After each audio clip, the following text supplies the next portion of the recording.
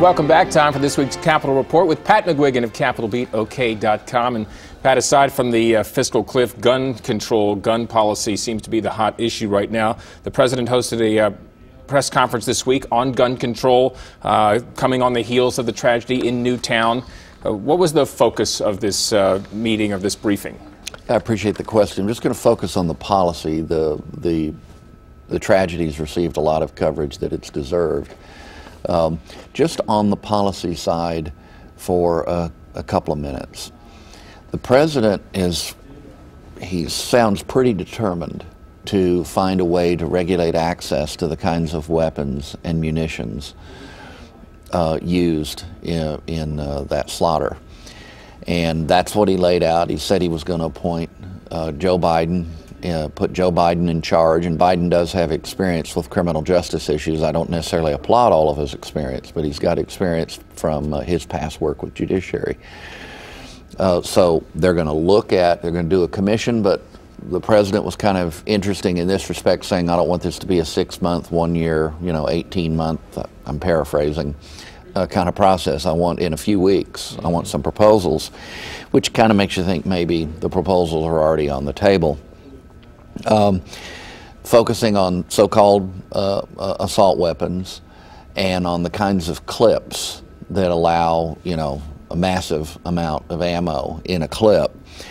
Background checks, which that's going to be interesting because in a place like Oklahoma, it introduces the possibility that a gun show approach to marketing of weapons could be undermined. Talking about closing the loophole, the gun show loophole. Yeah, you can call it a gun show loophole, or you can just call it, gun shows, which are something that have gone on a long time in Oklahoma and places in the West. And he did acknowledge, a difference between urban and rural, and I guess he'd probably put us in the rural category, even in the big cities.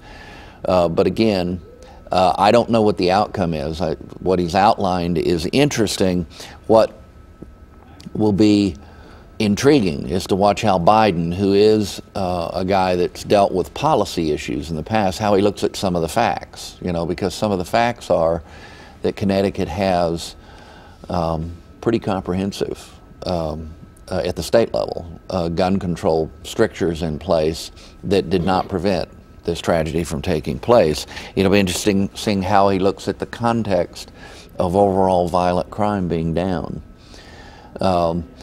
Be interesting to see how they deal with the NRA. The president seemed to be trying to establish some common ground, just like the NRA has been in some of the language and rhetoric. So we'll see. One of the things that touches my heart is when I hear public officials say we want to make sure something like this never happens again.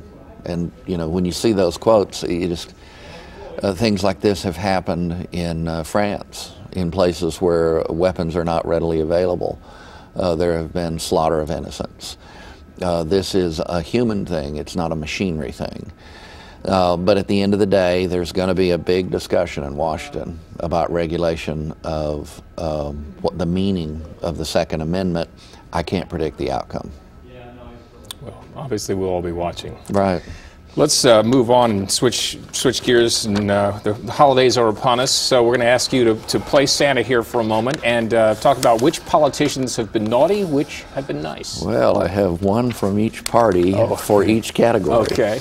On the naughty side, I can't think of a person probably who's done more harm to the conservative and Tea Party brand in Oklahoma, a conservative state where there's a lot of Tea Party supporters, than Al Gerhart, the head of the, I think they call it the Sooner Tea Party. He's spent a lot of time and energy devoted to hurting other activist conservatives, including former allies. And so I'd put him in the naughty category. I had to go nationally. I guess I have a soft spot for some of the Oklahoma Democrats, so I had to go national to find a naughty Democrat, and that'd be Nancy Pelosi, for a couple of reasons. At the time of the passage of the federal health care legislation, she said we'll have to pass it to find out what's in it, and acted like questions about constitutionality were, retarded or something, stupid. She also, in the current circumstance, has admitted that when she said at least tax people above $1 million more, she's now admitted that was just a political ploy. It wasn't a serious offer in terms of the negotiations. And of course, that was a bump in the road. It took about 48 hours to get over that because the Republicans thought that might be the actual basis for a deal.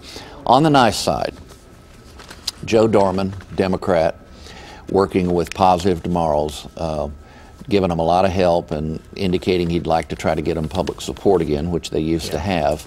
But it's an outstanding private school that works with homeless children and is effective. And then the last would be Republican Kris Steele, the former speaker, who's taken charge of the Education and Employment Ministry, which is a wonderful ministry based in the Oklahoma City area that has for a couple of generations now been helping people, some of whom have no history of work, get jobs and become productive citizens. So there's my naughty and nice list. Thanks for your list, Pat. And you can read more about these and other topics at CapitolBeatOK.com. For Pat McGuigan, I'm Alex Cameron. Have a great weekend.